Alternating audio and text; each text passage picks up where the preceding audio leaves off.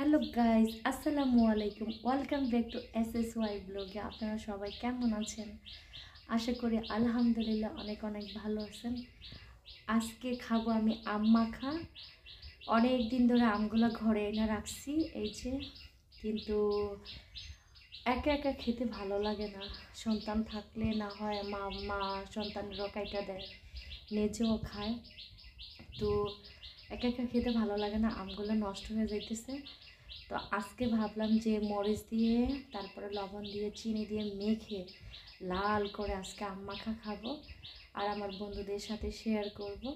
আমার একটু মন খারাপ থাকে, তো সবসময় তোমাদের জন্য সেট ভিডিও আপলোড করি, কোনো খুশির ভিডিও নাই। যেদিন আমার লাইফে খুশি আসবে আমি ঠিক সেদিনই তোমাদের জন্য খুশির ভিডিও আপলোড করব। তো এখন দেখো আমি আম মাখা খাবো, এই যে বসে। আমটা দেখো নষ্ট হয়ে যাইতেছে। কয়েকদিন আগে আনছিলাম কিন্তু খাওয়ার হয় না, তো আমগুলো নষ্ট হয়ে যাইতেছে কিন্তু খাইতেছি না।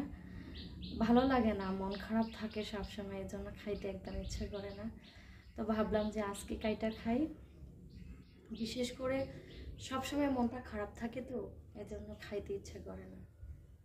তো নিজের যদি সন্তান থাকতো তাহলে বাচ্চাদেরও মারা কাইটা দেয়, তখন মায়ও সাথে খায়, ওইটা একটা অন্যরকম একটা ফিলিংস আসে। কিন্তু এখন তো আর আমার একটুও ভালো লাগে না খেতে, সারাক্ষণে এটা সেটা মনে পড়ে। আর যখনই শাশুড়ি বাড়িতে না থাকে তখন বেশিরভাগ ফ্রি থাকি, তো তখন আরও বেশি মনে পড়ে সন্তানের কথা। একাকি মানে একা একা থাকলে বেশি মনে পড়ে। তো এজন্য আর কি, এই যে এখন আমি আম মাখা খাবো। তো তোমরা দেখতে থাকো আমার ভিডিওটা। গাইস, যখনই কিছু ভালো খাবো, তো শাশুড়ি তো আমার সন্তানের মতোই। তো উনি আমি আমি ওনার সন্তানের মতো হব, ধরে থাক বাস। উনি আমার সন্তানের মতো, আমার তো সন্তান নাই।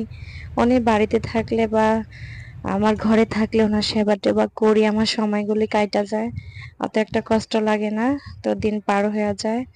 দেখো, আমগুলো কিন্তু নষ্ট হয়ে যাইতেছিল, কিন্তু তারপর আমার খেতে ইচ্ছা করে না, শাশুড়ি বাড়িতে নাই দেখা। যে আমার সন্তান নাই, উনি তো আমার সন্তান। তো আমি নিজের থেকে বেশি ওনার খেয়াল রাখি, ওনাকে সবকিছু। উনি আমাকে আগে না অনেকটাই ভালোবাসতো, এখনো ভালোবাসে, বলবো না যে এখনো ভালোবাসে না। আগেও ভালোবাসতো, এখনো ভালোবাসে। তো উনি না থাকলে না আমার কিছু রান্না টান্না করতে ইচ্ছে করে না, ভালো খাবার টাবার বানাইতে ইচ্ছা করে না। যেমন উনি আমার সন্তানের মতো। সন্তান দূরে কোথাও চলে গেলে মা যেরকম সন্তানের জন্য আসলে ভালো ভালো রান্না করে খাওয়াবে, তখন খাবে, এটার চিন্তা করে আমিও ঠিক এরকমই চিন্তা করি যে আমার শাশুড়ি আসলে ভালো রান্না বান্না করব, ভালো কিছু রান্না করে খাওয়াবো, ফল টল আনবো, এটা সেটা। কিন্তু উনি না থাকলে না আমার একদম কিছু ইচ্ছা করে না খাইতে। তো যাদের সন্তান আছে তারা হয়তো শ্বশুর শাশুড়ি না থাকলে সন্তানরে নিয়া বকে ঝরে রাইখা দুনিয়া করে সন্তানদের স্কুলে পাঠায়, গোসল করায়, খাওয়ায়, টিফিন দেয়, এটা সেটা। দেখি তো আমার শ্বশুর বাড়িতে অনেকে আছে এরকম।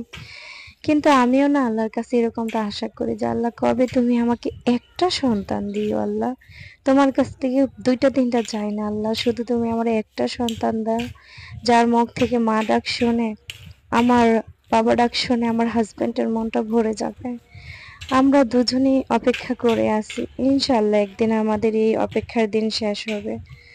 তো এইখানে আমি দেখো আমগুলা মাখতেছি, আর এখান দিয়ে আমি তোমাদের সাথে কথা বলতেছি।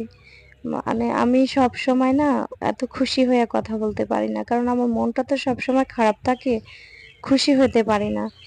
যে পৃথিবীতে খানার অভাব হইলো, যে খানা খাবো, আজকে আল্লাহ না খাওয়াইছে কালকে খাওয়াবে।